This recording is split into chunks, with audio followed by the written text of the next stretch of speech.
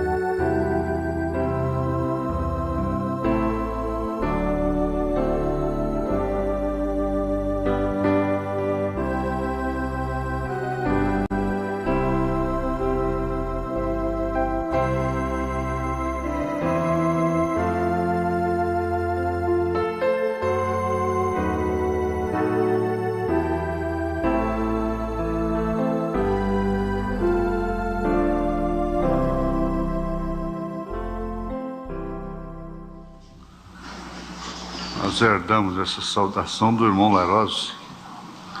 Nós saudava a gente, bom dia, boa noite com Jesus, boa tarde com Jesus. Saudosa memória, né?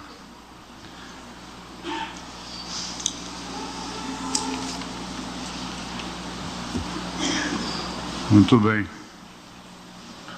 Vamos ver aqui. É uma pergunta sobre sonho. Principalmente as pessoas de mais idade, mais idosas, costumam crer em coisas antigas, né? Coisas antigas, como sonho. E, por exemplo, seu pai admite que o sonho com lama significa confusão, morte ou qualquer outra coisa ruim. Por sermos cristãos, Podemos crer nisto ou devemos ignorar? Olha, a maneira primária de Deus falar é através de sua palavra. Sonho é uma maneira secundária. Então, irmão Brana, você ia contar um sonho para ele, esquecia um detalhe qualquer, ele disse, você esqueceu desse detalhe.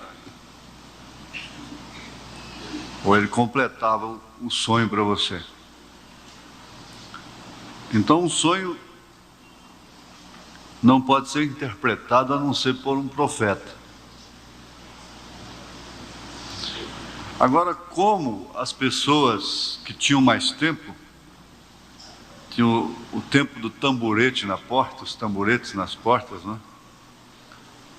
E que tinham tempo de observar a lua, os sinais do tempo, sabiam se vinha muita chuva naquele ano, através da natureza. Hoje, isso permanece da mesma forma, muito embora a ciência perverteu muito a natureza. Mas nós temos o exemplo do João Congo, que é aquele pássaro, quando ele faz o ninho baixo, à margem do rio, então o lavrador descansa que não vai haver enchente. E se ele faz alto, mais alto lá em cima, então ele diz, olha, esse ano podemos preparar, porque vai ter muita chuva, muita enchente. O João de Barro faz a casa dele, uma portinha contrária ao vento. Agora, quem tem tempo mais de ver essas coisas, não é? Ninguém. Então, na verdade, as pessoas observavam muito e diziam como sonhar com isso, sonhar com aquilo, significa isso, significa aquilo. Agora, não se deve julgar ninguém através de um sonho, porque isso é somente para o profeta. E o irmão Brana encontrou uma família toda atordoada, confusa, por causa de um sonho. Essa era areias, então que eles estavam em areias brancas. Quando chegaram para o irmão Brana, ele disse, não, vocês não podem ficar desse jeito, perturbados, perderem a paz por causa do sonho. Muito menos por causa desse, que é um sonho, areia branca significa boa coisa. Agora, um sonho com lama já indica que não é boa coisa, não é? Não é boa coisa, mas não significa também que aquilo esteja acontecendo, que tenha obrigatoriamente aquilo está acontecendo e vai acontecer ou qualquer coisa assim. Há muito mistério nisso. Então, muitas coisas ficam gravadas no subconsciente da pessoa e coisa que às vezes uma criança vê hoje aí e daqui 50 anos ela sonha com aquilo. Ela nem se lembra daquilo mais, mas o seu subconsciente grava tudo, né? Criancinha inocente, o irmão Brand disse que é o primeiro sentido que traz evidência, é a visão. Então grava, tudo que se vê, grava no subconsciente. Nós temos uma capacidade tremenda. Tudo que existe no mundo, todas as leis que existem, toda a matemática, toda a ciência, está na cabeça do analfabeto, que não sabe nem escrever o nome dele. E aí, como é que você vai entender isso? A pessoa não sabe nem escrever o nome, no entanto, toda a engenharia, a matemática do seu princípio ao fim está lá na cabeça dele. Somente não vem à tona, não é? Não vem à tona. Então ele vai estudar, mas aquilo está nele. Porque se o cientista, a tecnologia pode fazer um aparelhozinho, hoje é micro, não é? Computador, e que grava tudo e tem, né? Faz aquele programa, tem tudo dentro dele, você bate ali e aquilo vem. Olha, o cérebro humano vai muito, muito além disso. Para você ter uma ideia, um homem excepcional em inteligência e sabedoria, ele usa no máximo 10% na sua cabeça. 10%. Para você ter uma ideia. Isso falando de um gênio, né? Ele é um gênio quando usa 10%. Essa é a grandeza do nosso Deus. Sonhar fumando com cobra. Cobra, às vezes pode estar falando do seu próprio corpo. Principalmente da mulher. Está falando do seu próprio corpo, né? É tão difícil isso. Se sonha com a pomba branca, então é bom. Beija-flor é carta que vai chegar, então... Eu vi isso demais. A beija-flor chegou e entrava dentro de casa, assim, na sala, e embora. Vai chegar carta, vai chegar carta. E às vezes chegava mesmo. Mas deixava uma coruja, uma coruja rasgar a mortalha, né, que eles falavam, na cuminheira da casa. Então vai morrer alguém. Olha, para vocês ter uma ideia, às vezes nas fazendas, o gado chorava, as vacas vinham berrando, até no curral, em hora extra, às vezes noite aluarada ou tarde. Então acontecia muito disso, o gado vinha chorando, o gado até ajoelhar, chorando e berrando. Daí 3 dias, uma semana, o dono da fazenda, aquele fazendeiro lá, morria. Isso aconteceu muitas vezes. Então existem esses pressentimentos naturais no próprio reino animal. Os pássaros gorjeiam. Epaminondas escreveu 2 anos antes de morrer, os passarinhos cantavam, e ele descreveu até como estava a natureza. E a natureza confirmou exatamente aquilo no dia de sua morte. Então, só não podemos nos perturbar. A pergunta está dizendo assim, isso traz confusão, né? Às vezes pode trazer confusão, a lama, morte, ou qualquer coisa assim. Se o que interpreta o sonho é o acontecimento. Então, se você sonha que aquela ponte vai cair ali, isso não está escrito na Bíblia. E a ponte não cai, então seu sonho não tem sentido nenhum. Agora, se a ponte caiu, então seu sonho foi uma profecia. Se a ponte cair, né? É coisa que você já sonhou com a vaca investindo em você? E você chamando ela pelo nome de uma pessoa? Você já chamou isso? Já pensou? O que você vai pensar que aquela pessoa vai fazer com você? Ela vai investir em mim como uma vaca brava, né? Tem hora que você sonha que você está voando. Um boi, uma fera vem para te pegar e você começa a bater o braço assim e sai voando. Ai, que força! Quando você acorda, está suado. Assim, né?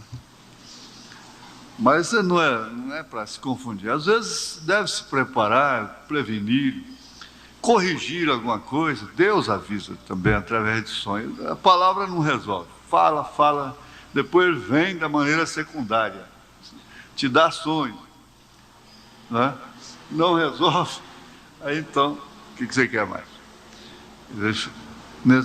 Às vezes precisa Deus usar até a maneira secundária. Eu acredito que alguma coisa pode ser divertindo. Muito bem, vamos ficar de pé, irmãos. Nós vamos continuar. Capítulo 1 de Apocalipse, verso 13, 14, 15 e 16. Do 13 ao 16.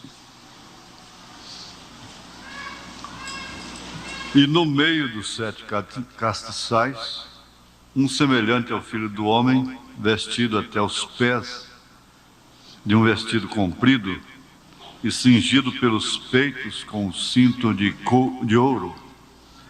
E a sua cabeça e cabelos eram brancos como lã branca, como a neve, e os seus olhos como chama de fogo, e os seus pés semelhantes a latão reluzente, como se tivessem sido refinados numa fornalha, e a sua voz como a voz de muitas águas. E ele tinha na sua destra 7 estrelas, e da sua boca saiu uma aguda espada de 2 fios, e o seu rosto era como o sol, quando na sua força resplandece. Te damos graças, ó Pai, porque podemos ler a Tua Palavra, conversarmos aqui como família, ouvirmos aquilo que está relacionado com Deus, com o Senhor aqui na terra, aquilo também que está nos céus. Nós pedimos que cada um de nós não seja apanhado de surpresa, que cada um de nós venha estar pronto para qualquer coisa, a qualquer momento,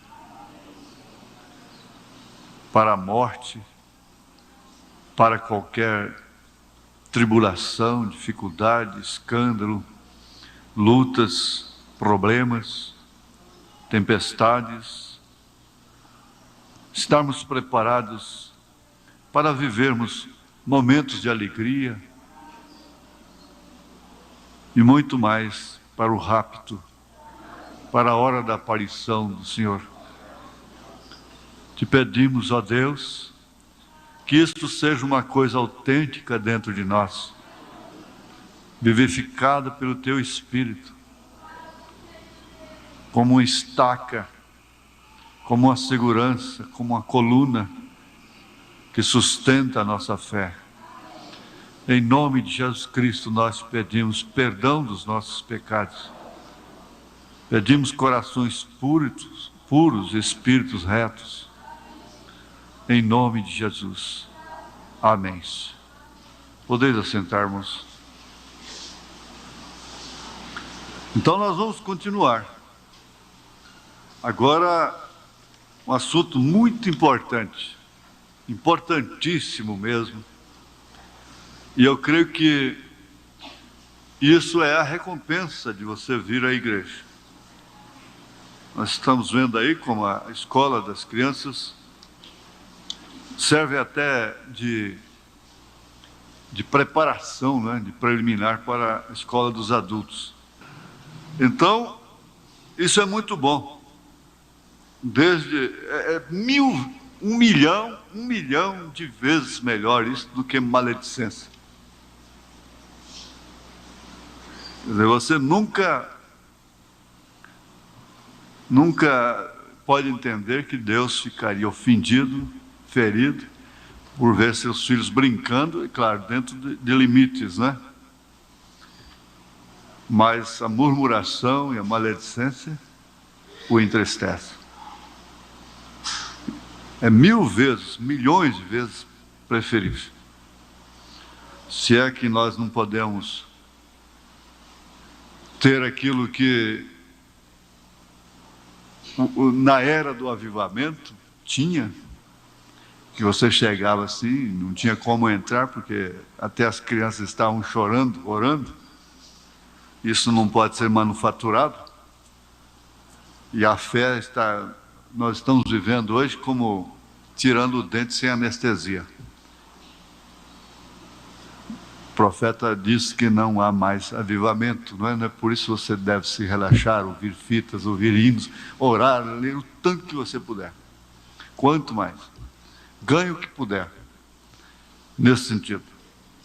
Mas não vamos pensar que isso vai assolar as igrejas e isso nunca mais.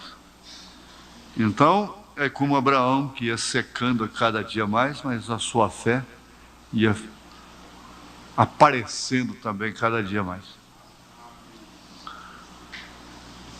Então nós vamos ver agora um fato muito importante, muito determinante.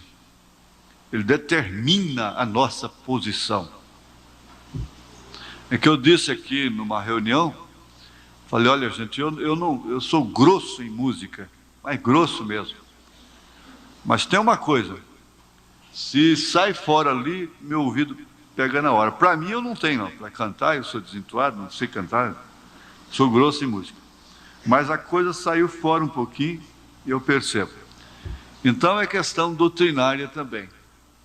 Eu posso ouvir a pessoa pregando, tudo bem, estou dizendo amém.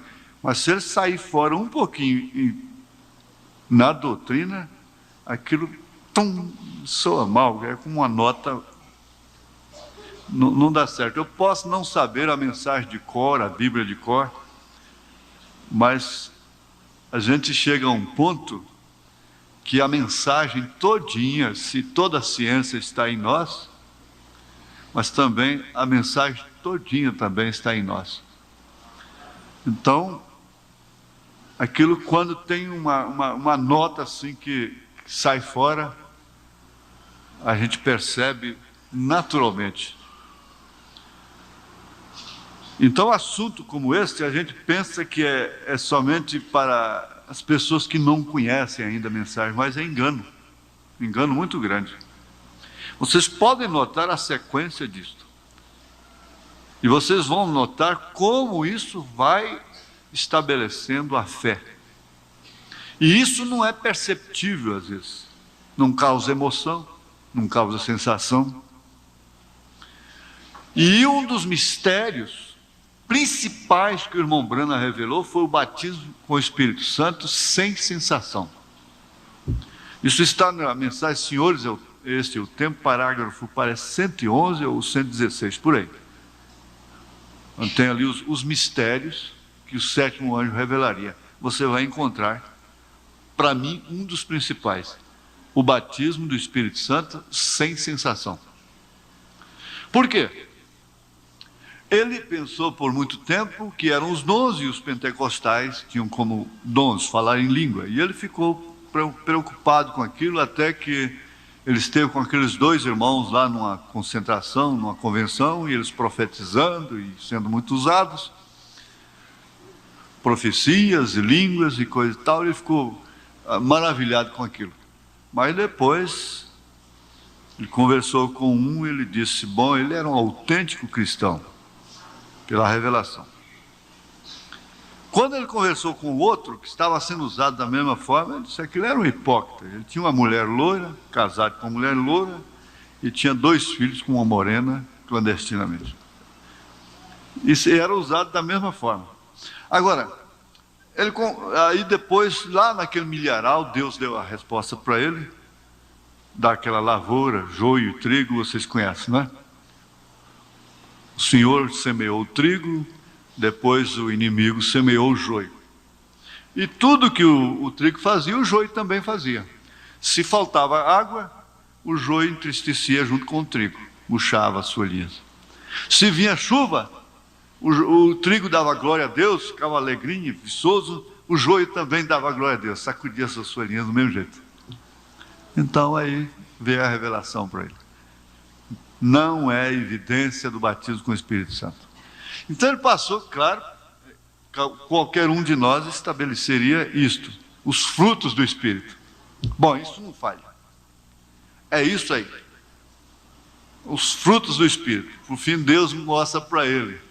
Olha, até a ciência cristã dá fruto do Espírito. Você encontra pessoas lá que têm paz, longanimidade, bondade, misericórdia, nunca fala mal de ninguém, nunca mente, nunca rouba, nunca fuma, nunca bebe, nunca prostitui, nunca faz nada.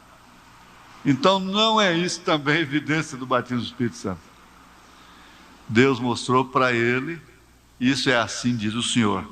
O batismo do Espírito Santo é uma fé genuína na mensagem. Porque sempre o batismo do Espírito Santo distinguiu um povo dos demais. O batismo do Espírito Santo na época de Lutero era fé genuína na mensagem de Lutero. O que era a mensagem de Lutero? Justificação pela fé. Hoje ela está mais fraca, a mensagem de Lutero, os luteranos estão mais fracos do que os próprios católicos. A Igreja Católica prega hoje mais contra o pecado do que os luteranos. Por aí você vê. Aí vem assim, John Wesley, depois os dons, e agora a mensagem que é a última. De forma, irmãos, que vocês não podem se assustar ante essa negativa das nossas próprias vidas. Não podem se assustar. Há uma característica muito perfeita que pode te atingir aonde for. Você crê na mensagem. Você concorda com a mensagem. Isso é que faz a unidade do Pai, Filho e Espírito Santo. É que os três concordam em um. Isso é que faz a unidade da igreja com Cristo, é que ela concorda com toda a palavra. Aí o profeta diz assim: não importa o quanto isso me ofenda, porque eu mesmo estou todo enredado, mas esta é a palavra. Agora, nós não podemos, nós não podemos ter medo disso, de levar a igreja a um liberalismo. Não, se alguém pega isso para abusar da graça, é problema dele. É problema dele. Mas que o batismo com o Espírito Santo é uma fé genuína na mensagem. E essa fé, ela só se manifestaria em Abraão se ele fosse forte, bonito ainda, com tudo em ordem dele, e Sara também fosse nova ainda. Que fé seria essa? Era uma fé relativa apenas, proporcional às leis naturais. Mas quando ele não tinha mais condição, e ela também não tinha, muito menos ela, se ele não tinha condição, já pensou ela? Aí então que era a fé perfeita. Há de se observar isso de uma maneira clara. Então esse tópicozinho aqui é profundo, ele é determinante. Há irmãos que estão acompanhando, a visão de Patmos, parágrafo 39.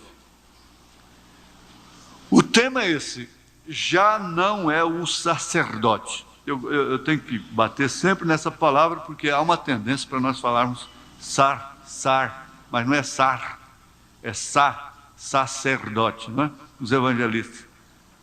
Sacerdote. Já não é o sacerdote. E no meio dos 7 castiçais, um semelhante ao Filho do Homem, vestido até aos pés de um vestido comprido e cingido pelos peitos com um cinto de ouro. Veja a grandeza disso, irmãs. Prestem bem atenção. Aí no berçário também. Apocalipse 1:13. Ali está ele. Vocês que estão acompanhando, não adiantam a leitura não. Fiquem com a meditação. Ali está ele, um semelhante ao Filho do Homem, como a joia é embelezada pelo engaste do anel, assim também ele é glorificado em meio das igrejas. Agora, essas igrejas não querem dizer definitivamente as denominações, o que eles interpretam assim. Isso se refere às 7 eras da igreja. As igrejas se referindo a Éfeso, Esmirna, Pérgamo, Tiatira, Sardes, Filadélfia, Laodiceia, se referindo às 7 eras da igreja. Não é certo? Vejam. Ele é glorificado em meio das igrejas. É o dia do Senhor. Nós já estudamos lá atrás o dia do Senhor, não é? Porque João o vê de pé, não como um sacerdote. Nós vamos aprender uma coisinha prática aqui, muito importante. Não como um sacerdote, porém como o juiz vindouro. Deixa eu terminar aqui. O cinto de ouro já não está rodeando a cintura, onde o sacerdote tem que tê-la enquanto ministra a Deus no lugar santíssimo.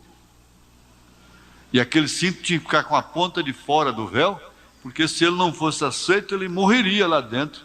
E quem entrasse lá dentro morreria também. Então ele teria que ser puxado pelo cinto. Não, ele não está ali, mas com aquele cinto na cintura, onde o sacerdote tem que tê-la enquanto ministra a Deus no lugar santíssimo. Agora está ao redor de seus ombros, porque agora ele não é o sacerdote, mas o juiz. Agora João 5,22 tem chegado a se cumprir.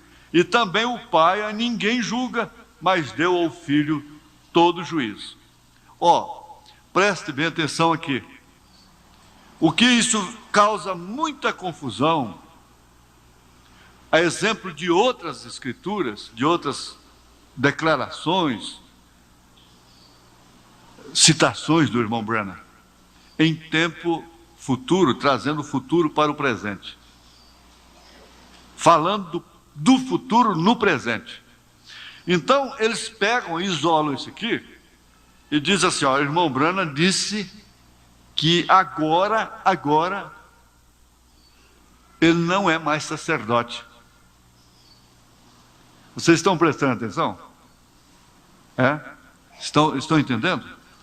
Porque há um laço por aí. Ele chega e mostra para a pessoa: olha aqui, o irmão Branham está dizendo, agora ele não é mais sacerdote, ele é juiz.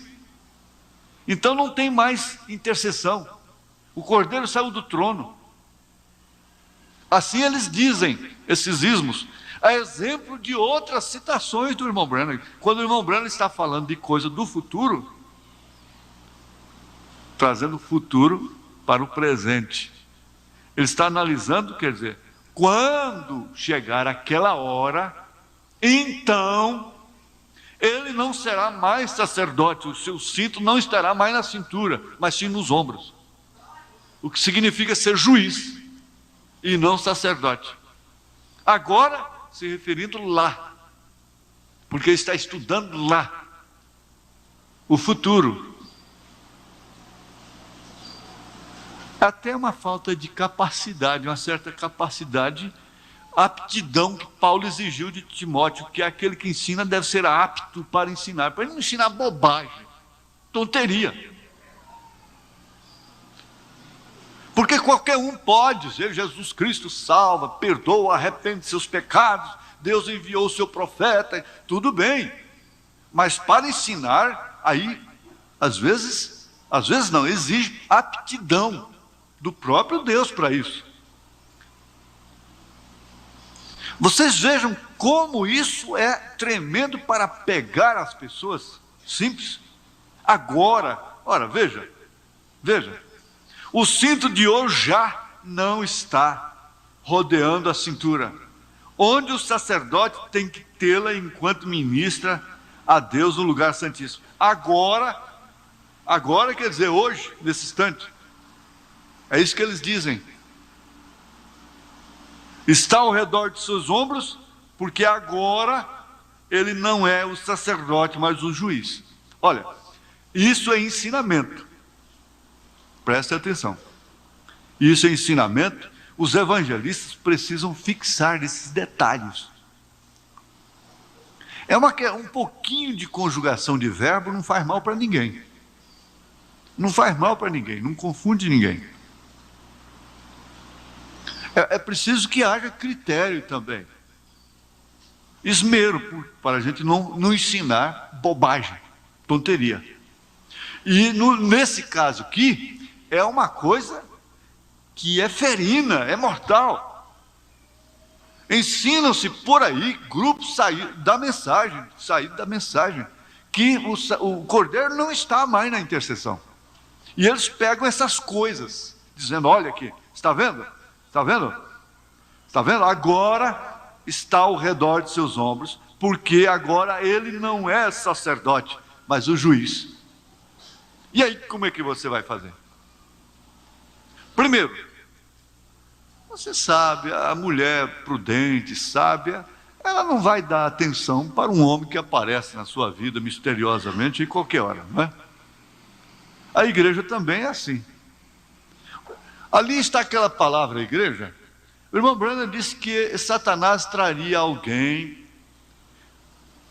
para o vosso meio, vejam, e numa quietude, naquele companheirismo, e muitos deles começariam a interessar pelos seus problemas particulares, e te ajudar e coisa e tal. E daí então eles infiltrariam o seu veneno mortal. É assim que eles fazem. Então, eles chegam e pegam passagens, textos como este, e injetam veneno mortal. Porque agora ele não é o sacerdote, mas o juiz. Agora, quer dizer, quando aquilo acontecer. Isto quer dizer, depois que a noiva for arrebatada. Se isso está acontecendo agora, nesse exato momento, dia 21 de fevereiro de 93, se o Cordeiro já não é mais sacerdote, se ele não é mais sacerdote, se ele é juiz, então, quem ensina isso não foi no rapto, não foi no arrebatamento. Se você crê, então você está dizendo, eu não fui no arrebatamento. O rapto já se deu. Porque isso aqui não acontece definitivamente enquanto a sua noiva está aqui nessa dimensão. Porque o irmão Branham disse, enquanto ela está aqui, ela terá que lutar contra o pecado até o último segundo. Isso são acontecimentos simultâneos. Quando ele se levanta do trono, saindo da intercessão, é para receber a sua noiva, é para recolher a sua noiva. E então ele tratará com os judeus. Depois disso, então, veja quando é que ele virá como juiz. Veja o quanto eles estão afastados da verdade. Irmãos, eles não têm nem noção de quando é que Jesus virá como juiz. O julgamento do trono branco.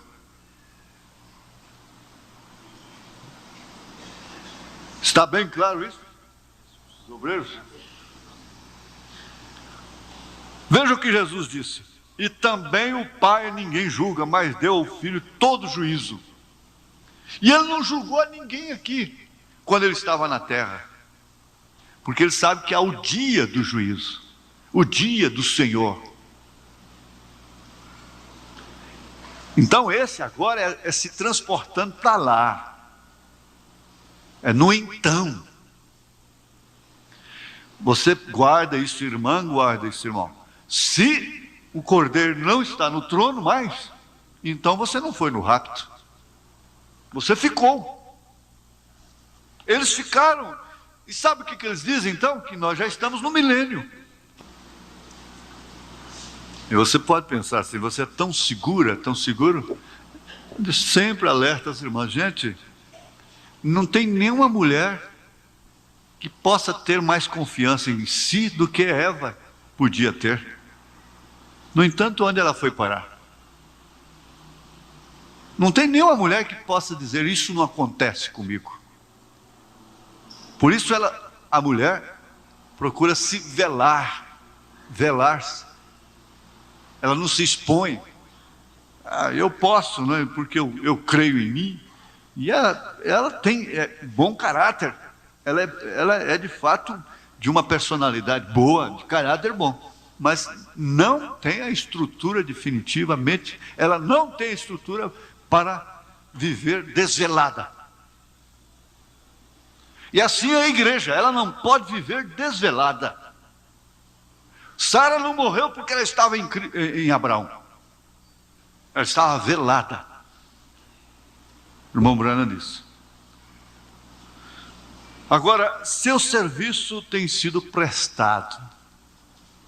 Então vamos supor assim, para maior, esclarecer melhor, para os mais simples ainda, vamos fazer a comparação, que o irmão Branham passou desse dia, passou do dia do julgamento, foi lá na frente, e de lá ele escreveu, se referindo a esse dia.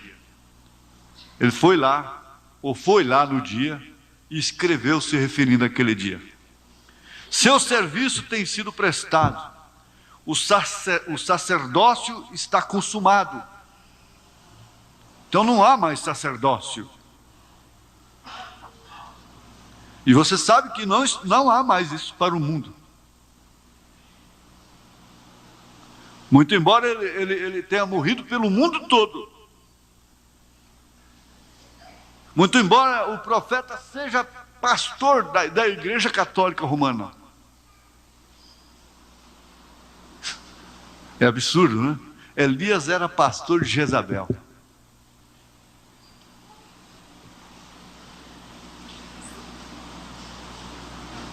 Mas ela não aceita mais o sacerdócio. Ela não aceita mais a intercessão. No sentido de rejeição, isso já aconteceu.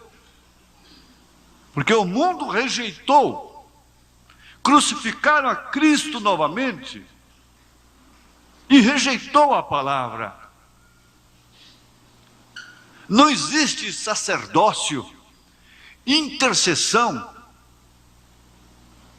fora da palavra do dia.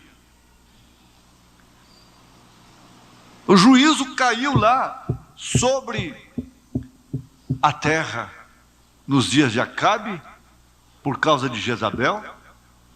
E Elias disse: segundo a minha palavra, não choverá por 3 anos e meio. Ele não estava orando, Deus tira a chuva, não. Ele disse: segundo a minha palavra, o juízo caiu. E só houve intercessão quando ele voltou a orar novamente e disse, agora ele teve que orar, disse: Senhor, manda chuva. E orou e se inclinou e dobrou, porque aquilo era a palavra do Senhor. 7 vezes lá. Aí então veio chuva novamente, pela intercessão de quem? Do Papa? Pela intercessão do exército? Do general? Do presidente da república? Não. Foi pela intercessão de Elias, do profeta. Agora vamos ver, os dias da profecia têm chegado a um fim. Não há mais nada que se caracterize como profecia para eles, a não ser Nostradamus, etc. Um pensamento fala mais alto no céu do que uma palavra aqui na terra. E você conhece que pensamentos vêm sobre você. Agora eu pergunto, você gostaria de tê-lo hoje, na condição que você conhece, a revelação de si mesma, conforme ouvimos sexta-feira, nós ainda vamos estudar sobre aquilo, a revelação de si mesmo. Você o quereria agora, como sacerdote? Ou como juiz? Você teria ousadia para crer que nesta hora ele já é o juiz? E não mais sacerdote?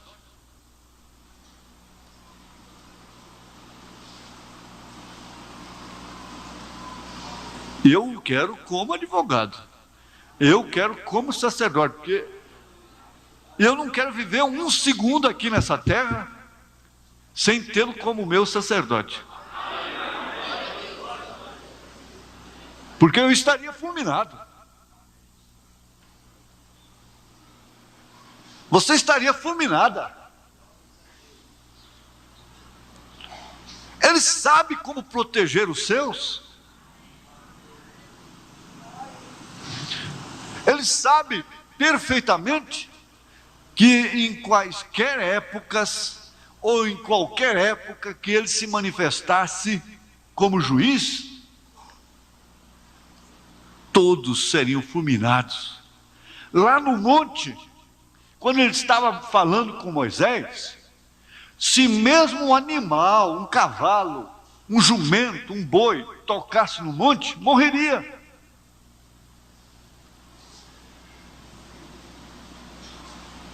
Isso esclarece muito, perfeitamente, a ponto do povo, veja, o povo temer e dizer: fale Deus com Moisés, e Moisés fale conosco para que não morramos. Agora, como podem tais pessoas perderem a noção dessas coisas e saírem ensinando coisa tão estúpida como esta, que o Cordeiro não está mais no trono?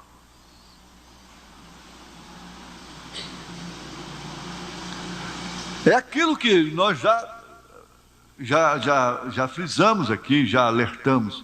Ora, se ele não está mais no trono, não há mais intercessão para nós, nós não fomos no rapto. E, consequentemente, Elias e Moisés já deveriam estar então em Israel, fazendo as mesmas coisas que Elias fez e que Moisés fez quando eles estiveram aqui. Porque Elias e Moisés, para os judeus, vão ser eles mesmos, aquele Moisés, mas diz aquele Moisés de tantos mil anos atrás, é ele sim. Ele, se tem uma múmia de Faraó até hoje aqui na terra. E Moisés preferiu sofrer um pouco de tempo com o povo de Deus do que se transformar numa múmia se ele fosse um faraó. Moisés não é uma múmia. Diz: mas Moisés morreu lá, pastor. Sim, mas ele é um tipo de Cristo. Ele foi ressuscitado. E ele foi visto no Monte da Transfiguração com Elias. Agora, você crê na Bíblia ou não crê? Ele foi visto no monte ou não foi visto? Elias foi visto lá ou não foi? Elias foi levado na carruagem de fogo. As duas oliveiras de Apocalipse 11 são eles. Ninguém vai nos enganar. O profeta diz assim: olha, o único que não será enganado é o eleito. Sabe por que ele não será enganado? O irmão Branham foi claro. Foi claro nisso. Porque ele tem a fé genuína na mensagem. Porque ele é predestinado desde antes da fundação do mundo. Ele é eleito. Então ele não será enganado. Nós não vamos fazer doutrinas, medidas provisórias, não, de emergência, para segurarmos a nós mesmos aqui na igreja. Não tem como fazer isso de uma maneira legítima, não. Então, Elias e Moisés, nós teríamos que estar aí ligando o televisor e vendo. Ora, se um homem dá um chute ali do outro lado, ali no Japão, todo mundo vê no mundo todo. Agora você já pensou quando Elias e Moisés estiverem fazendo aquelas mesmas maravilhas lá em Israel?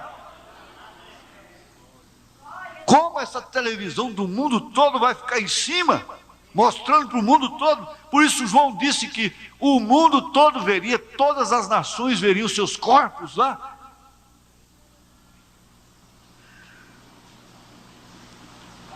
Agora, se você quer admitir que o rapto já se deu e você não foi no rapto, então não há mais intercessão. Ele já é o juiz.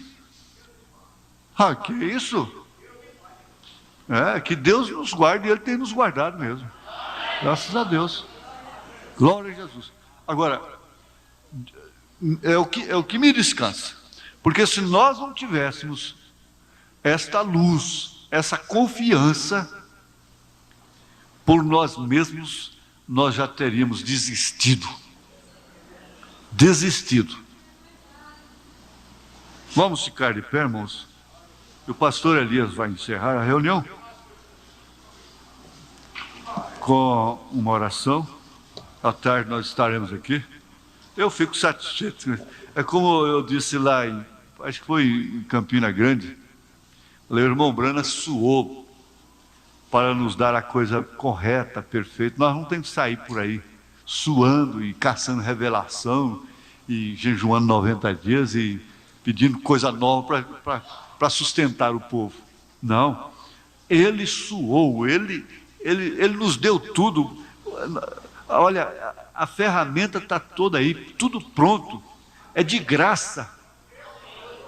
É a coisa mais abençoada que existe, é pregar esta mensagem. É a mais terrível, é a mais difícil, mas é a mais abençoada.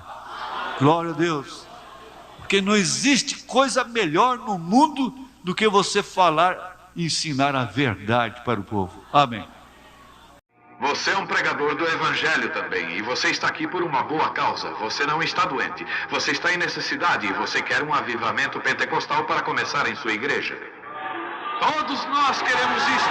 Vamos todos ficar de pé por um avivamento pentecostal.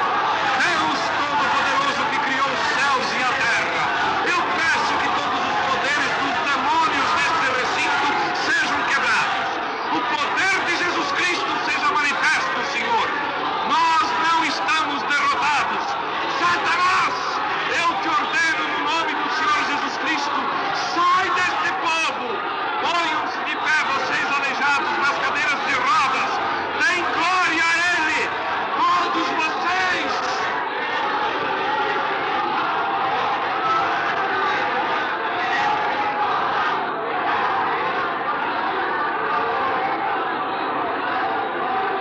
Glorifiquemos o nosso Deus.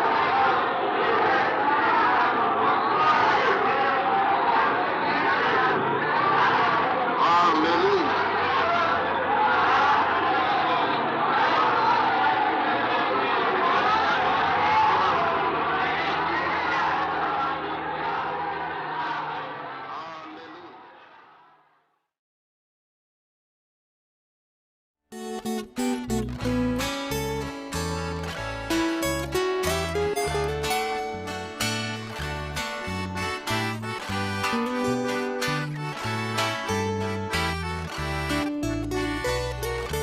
O Senhor opera sem deixar sinal, não deixar sintomas se passando mal.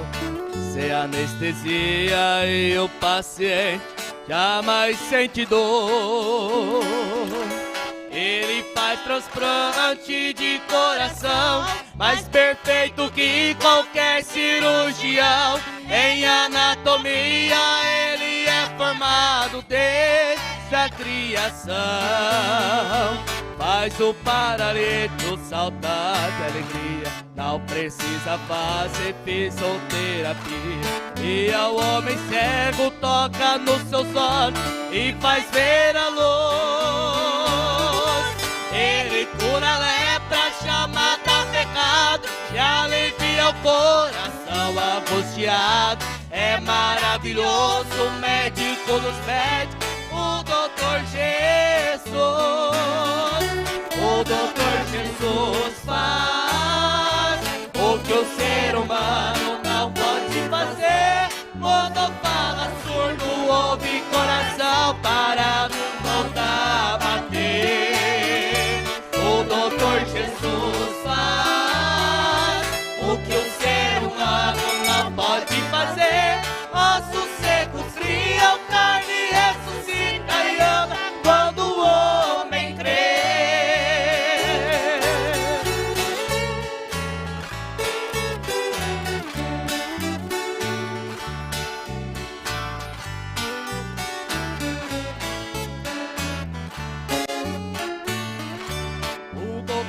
Jesus curou a Bartimeu quando ele entrava lá em Jericó. E lá em Betânia, no túmulo de Lázaro, o doutor chorou. Quando ele chamou, o morto ouviu, e da sepultura Lázaro saiu. E a multidão que assistia a todos se maravilhou. O doutor Jesus transformou água em vinho, multiplicou peixes e também o pão. O doutor Jesus foi morto no madeiro, sem compaixão, mas até a morte ele resistiu. E ao terceiro dia o túmulo se abriu, com poder e glória pra nossa vitória ele ressurgiu. O doutor Jesus faz o que o ser humano não pode fazer. Mundo fala, surdo ouve, coração parado volta a bater. O doutor Jesus faz o que o ser humano não pode fazer. Ossos secos criam carne, ressuscita e anda quando o homem crê. O doutor Jesus faz o que o ser humano não pode fazer.